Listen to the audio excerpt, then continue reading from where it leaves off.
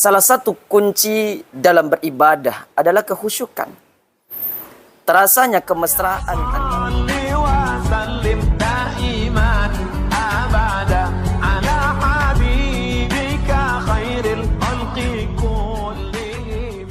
Bismillahirrahmanirrahim. Assalamualaikum warahmatullahi wabarakatuh. Alhamdulillah, assalatu wassalamu ala rasulillah wa ala alihi wa sahbihi wa mawalah. Ashhadu an la ilaha illallah wa ashhadu anna Muhammadan abduhu wa rasuluh. Allahumma salli wa sallim wa barik ala Muhammad wa ala alihi wa sahbihi ajma'in. Qala Allah Ta'ala fil Qur'anil Karim, a'udzu billahi minasyaitonir rajim. Bismillahirrahmanirrahim. Qad aflahal mu'minun alladzina hum fi salatihim khashi'un. Ma'asyiral muslimin, pemirsa dimanapun Anda berada, pada kesempatan kali ini marilah kita bersama-sama memanjatkan puji dan syukur kita kepada Allah Subhanahu wa taala dengan mengucapkan alhamdulillahirabbil alamin.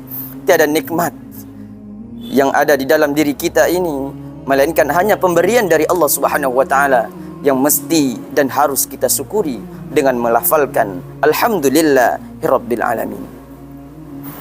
Kemudian tak kala lisan kita mengucapkan alhamdulillah, maka kita wujudkan dengan sikap perbuatan kita menandakan hamba Allah yang senantiasa bersyukur kepadanya, yaitu dengan cara beribadah kepada Allah Subhanahu wa taala. Sesuai dengan tujuan kita diciptakan oleh Allah Subhanahu wa taala hanyalah untuk menghambakan diri kepadanya. Allah Subhanahu wa taala berfirman, "Wa ma khalaqtul jinna wal insa illa liya'budun." Tidak Allah ciptakan jin dan manusia melainkan hanya untuk menghambakan diri kepada Allah Subhanahu wa taala. Kemudian yang ketiga, hati kita merasa rela dengan segala ketetapan yang diberikan oleh Allah Subhanahu wa taala.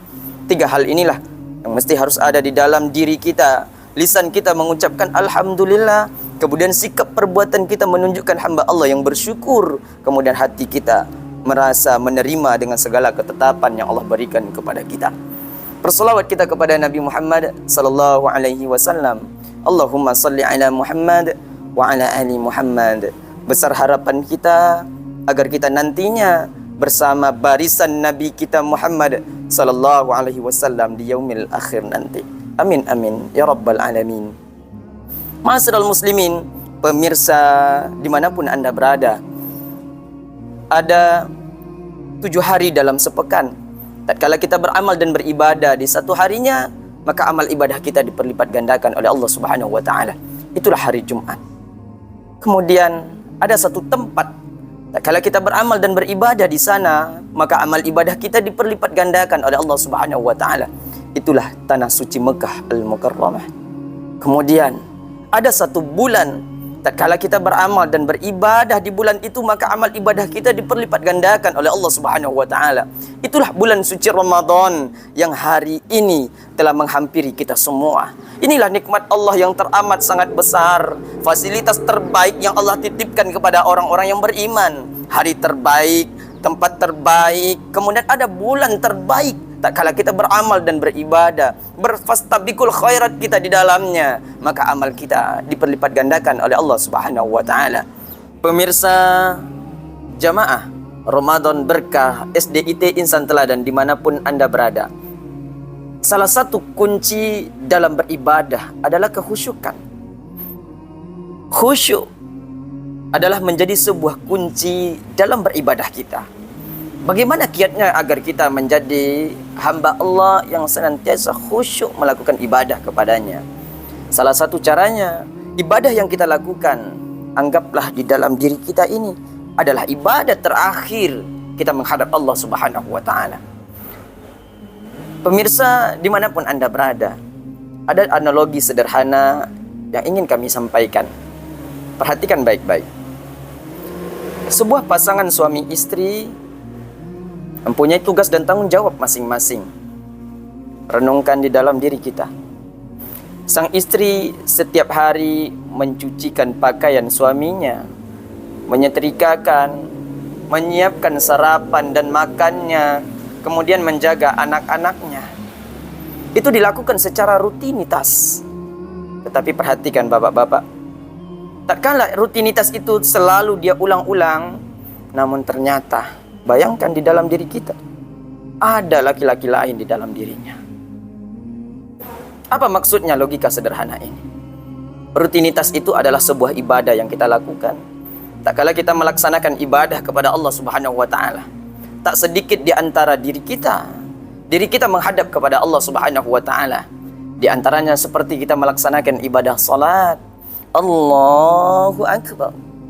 Tetapi fikiran kita, hati kita tidak menghadap kepada Allah Subhanahu wa taala.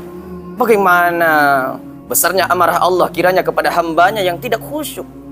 Kita saja sebagai hamba Allah, tak kala istri kita melakukan rutinitas ibadahnya kepada kita, ternyata ada laki-laki lain di dalam dirinya. Betapa besarnya amarah di dalam diri kita. Lalu berapa kali kita buat kepada Allah Subhanahu wa taala?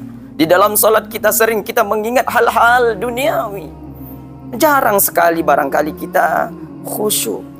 Maka dengan momentum kali ini, kami memanggil kita semua, mari kita perbaiki ibadah kita, agar dalam ibadah kita meraih ridho dari Allah Subhanahu wa taala.